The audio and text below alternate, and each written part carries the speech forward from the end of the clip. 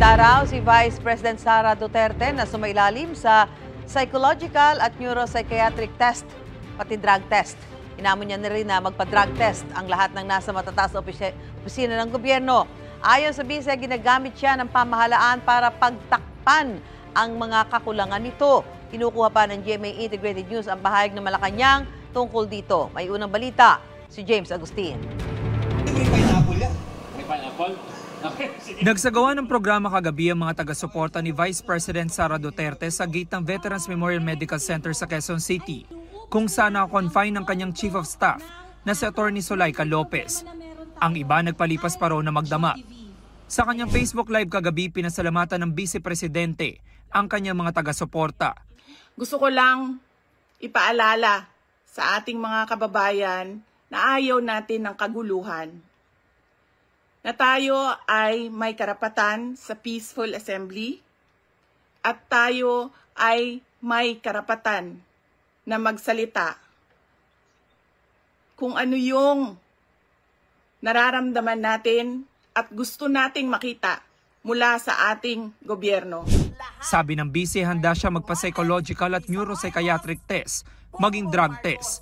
Hamon niya sa mga opisyal ng gobyerno, sumailalim din sa drug test. Dapat magpa-drug test ang lahat ng mga nagtatrabaho sa Office of the President, sa Office of the Vice President, sa lahat ng opisina ng Senado, sa lahat ng opisina ng House of Representatives, sa lahat ng departamento ng ating bayan, ng ating pamahalaan. Giit pa ni Duterte, ginamit umano siya para pagtakpan ng mga kakulangan ng gobyerno. Wala na kayong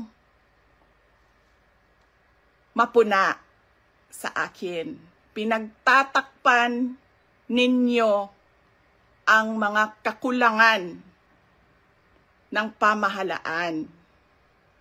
Ako ang ginagawa ninyong punching bag para hindi napapansin, nakikita, naririnig ng mga tao ang kalokohan, ang korupsyon, at ang katiwalian na ginagawa sa gobyerno.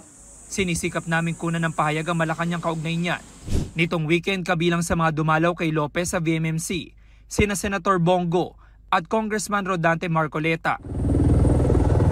Bumisita rin kay Lopez si Senadora Amy Marcos na kapatid ni Pangulong Bongbong Marcos at kilalang malapit kay Vice President Duterte. Nananatili namang kasama ni Lopez sa ospital si Senator Bato de la Rosa. Yung doktor ng House of Representatives ata na mamalo-up sa kanyang status. Personally, pumunta po dyan? Pumunta dyan. Nakausap na rin daw ni Lopez ang kanyang abogado. 10 oras ng gabi nitong Biyernes nang puntahan ng mga tauhan ng Legislative Security Bureau ng Kamara si Atty. Zuleika Lopez sa kanyang kwarto sa House Custodial Center. Bit-bit nila ang kautosang ilipat siya sa Women's Correctional Facility sa Mandaluyong. Patulog na kami. It's already 12 o'clock in the evening and then pumasok na sila one by one. I am not going anywhere and then I told them to get out of this room because as a detainee of this facility, this is my space. I have a chronic backache because I am so scared. Hindi lang to harassment. This is really a threat to my life.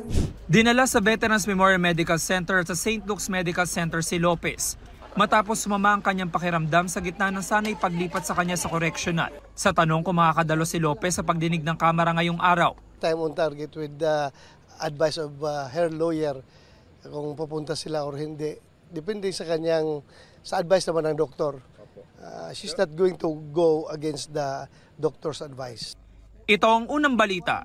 James Agustin para sa GMA Integrated News.